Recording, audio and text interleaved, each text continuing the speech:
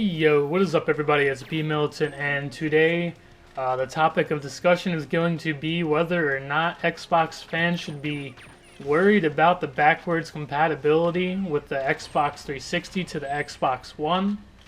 First of all, I need to give you all a disclaimer. If you're new to the channel, you probably don't know this, but everyone that's here probably knows that I am a Sony fan, but to be honest, I am a PC first player, but when it comes to console, I am a Sony fan. But that doesn't go to say that I hate Microsoft or anything. I use Microsoft for all my PC operating systems. I love Microsoft, just not when it comes to consoles. I prefer Sony. But let's move on. What you're seeing is a little bit of Perfect Dark gameplay recorded on an Xbox One, and now we are switching over to Banjo-Kazooie. Now the reason that I am using these games for this commentary is because these are pretty much the only games right now that you can play that are worth a damn from the Xbox 360 backwards compatible on the Xbox One. The games that are out right now that you can play backwards compatible are Perfect Dark franchise, Banjo-Kazooie, Mass Effect 1, and some people like Battle Block Theater. I never played it, but those are the games that you can play right now backwards compatible. If you have the Premier, whatever it is, on Xbox, you can play these games. Now, this is not a huge rack of good games, and most of these games are N64 games, you know. But now what I want to get into is the fact that these games are not even by definition being backwards compatible. What backwards compatibility means is that if you have an Xbox 360 disc, you take that disc and you put it into a Xbox One and it plays that game off the disc. What is happening here is these games are being emulated.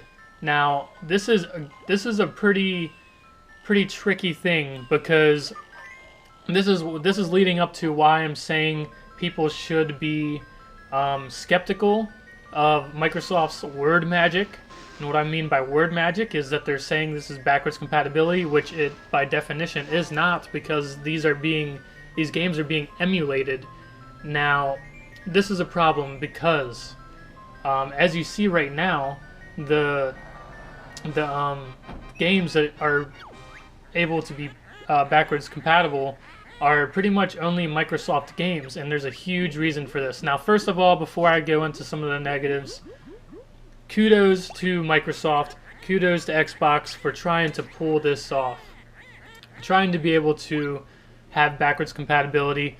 As a gamer, everyone agrees backwards compatibility should be a thing, but too often nowadays it's not. But yes, first of all, kudos to Microsoft for trying to do this. Now let me get into why it's probably not going to happen, and why this is a huge hype train that is going to probably crash and burn. Now this is coming from me, who I just know things in the gaming realm. I don't work for Microsoft. I don't know if this is actually going to turn out to be true, but just listen to what I have to say. Look at the games that you can play right now, backwards compatible. They are not huge games. They are not blockbuster games. They are games that Microsoft owns, and there's a reason for this. The reason is you can look over and see what Microsoft is trying to do is let people play the games that they own previously on their new system. Now, the problem with that is that it's not Microsoft that is the one that has the problem, Microsoft is not the one that's causing the problem. It's going to be the publishers of these games. Publishers of their games, number one, they do not want their games to be emulated.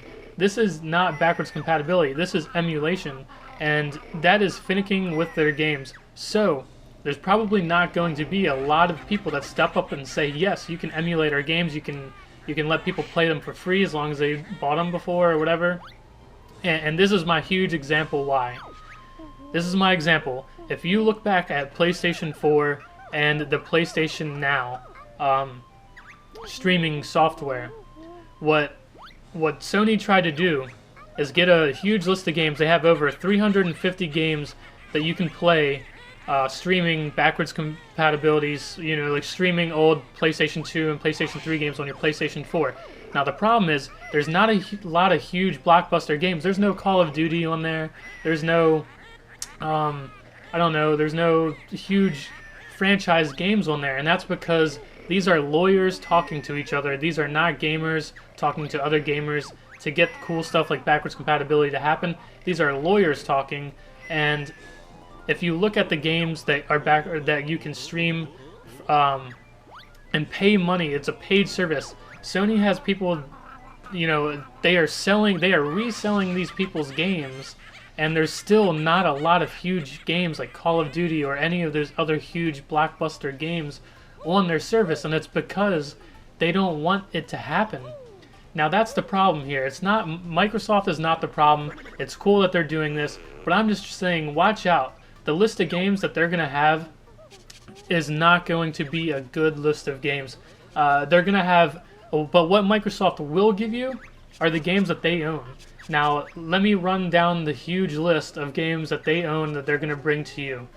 Perfect Dark, Battle Block Theater, Banjo-Kazooie, Mass Effect, Gears of War, which they already brought, Forza, old Forza games, or no, sorry, Gears of War, the Halo games, which they already brought, that's what I meant, and Fable games. That's not a huge list of games that Microsoft owns, but those are the games that I guarantee you that Microsoft will bring to your Xbox One that you can play backwards compatible, I mean, emulate, and, but the problem is, the list of games are not going to be worth the hype that everyone is giving the backwards compatibility.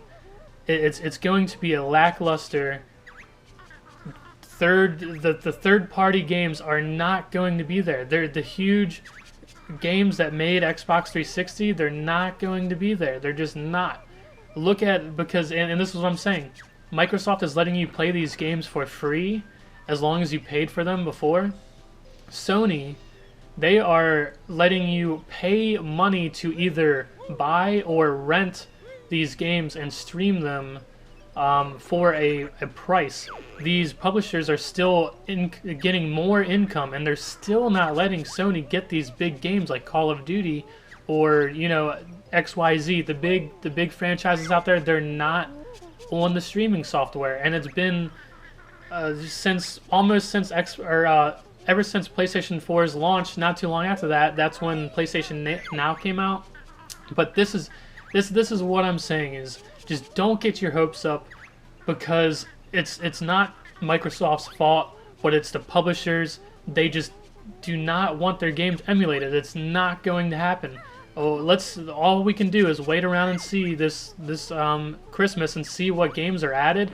But I'm just saying, you guys, you need to not get your hopes set and keep playing into this hype train of the backwards compatibility.